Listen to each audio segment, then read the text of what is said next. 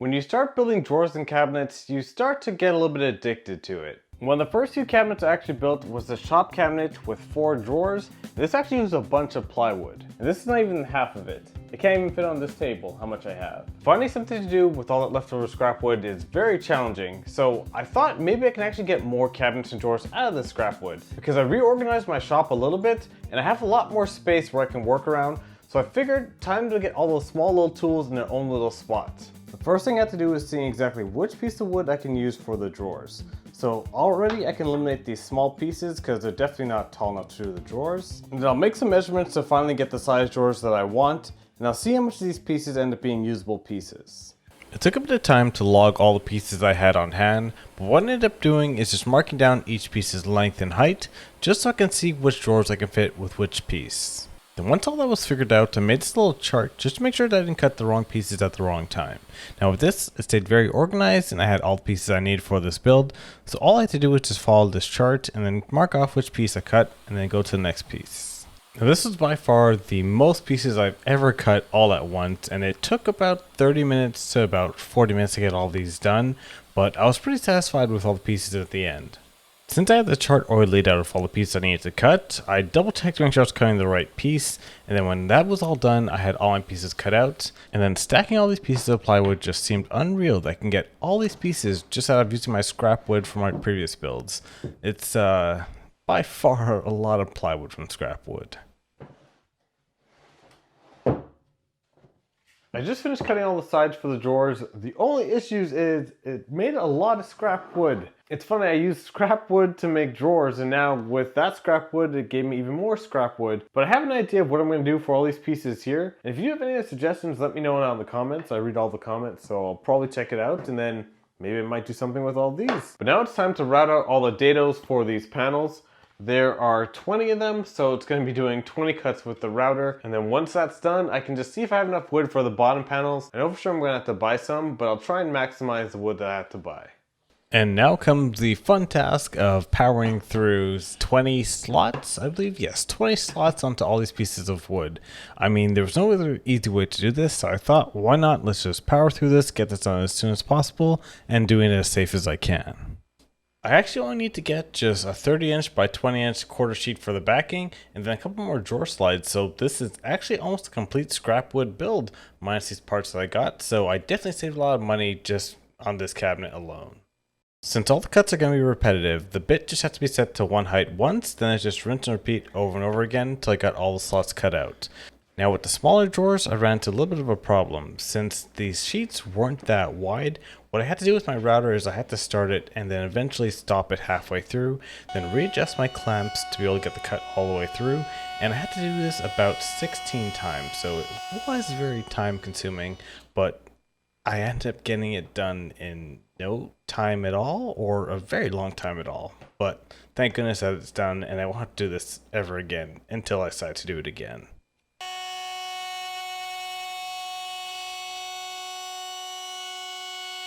And here's that process again. I have to take the router off for these smaller drawers and then move the clamps and make sure it doesn't hit the router, and then put it back on and finish the cut. And luckily that was only for 8 of the drawers, I believe. But it's all done now, and now I can get on to the bigger drawers. And like I said before, the process is virtually the exact same. The only thing is I don't have to move the clamps for this, so the bigger drawers took a lot less time to the smaller drawers. And now with all these done, I'm finally done slotting out the dados for this, and now it's time to do all the bases for these drawers. Now, you may have noticed my shop is very small, so I actually can't cut large sheets of plywood on my table saw. So to do this, I actually have to break out the circular saw on the straight edge and cut these by hand, or by hand with the circular saw. And then when I do this, I'll be able to put it in the table saw after, just to get the final size I need for this drawer back.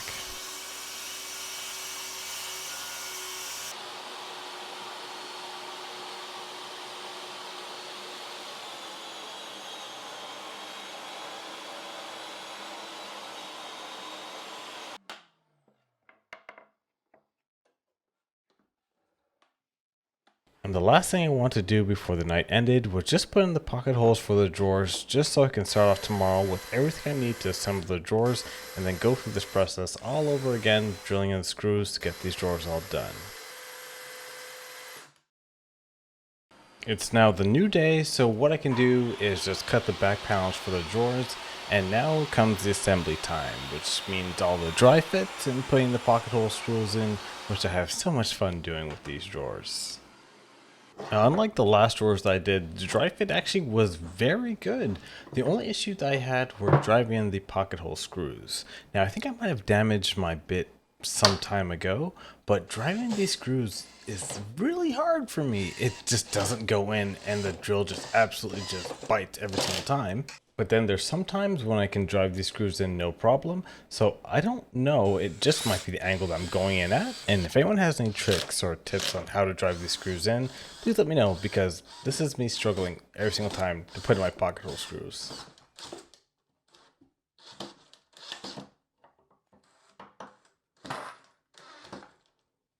Once I finished fighting with my drill and the pocket hole screws, it is now time to use my router again to put in the back panel slot, and luckily it's already at the same pace since I never switched the setting on the router. And then cleaning the sawdust was actually therapeutic. I actually do like the look of the sawdust of birch.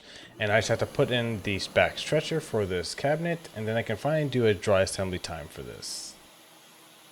And I actually do like building my cabinets with pocket holes. I built my first one with glue, but then I couldn't change it once I figured out there were mistakes. And with the pocket hole screws, at least I know if everything's not aligned, or if I want to do a little addition to it, I can always unscrew it. So the dry fit time is always my favorite time for me, because it sees if all my plans came to fruition. And they didn't, because I messed up. I actually cut that too long, so I actually ended up cutting off and put pocket holes on it so I can get the right spacing. Now, I don't know if this is true, but someone mentioned to me that drilling pocket holes underneath the drawer is best this way, going up into it. Let me know if it's true, because this was very hard to do, and actually I like drilling it in the other way. I actually found an easier way to do it by just turning the cabinet onto its side and then clamping down with my pipe clamps, just to be able to drill them in. And once I did that, then it was pretty sturdy, but if this is not the best way, let me know, because I don't want to do this way again. And now, last thing to do is just put in the top stretchers. And then once I have the top stretchers all in, it comes everyone's favorite part, is putting in the drawer slides. Now, the best way I found to put in the drawer slides is just spacing out with plywood or empty sheets there, and then joining them into the sides. I've happened to get them all straight and parallel, but I'm open to any other suggestions, or if people have better ways of doing it, let me know. Because I do want to build more cabinets, and building it faster and having better ways of doing it is always the best thing.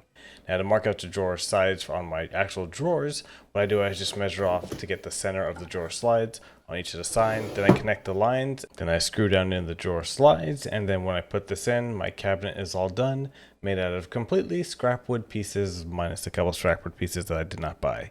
But that's gonna do it for this video. Thank you guys so much for watching, and then let me know what I can put for the face front. I was thinking of putting cherry for the face front and then drawer pulls made out of black or silver, but I'm not too sure. If you have any suggestions, let me know in the comments, guys. And thank you guys so much for watching this video. This is my scrap wood drawer build that is updating my shop. But I will catch you guys in the next video.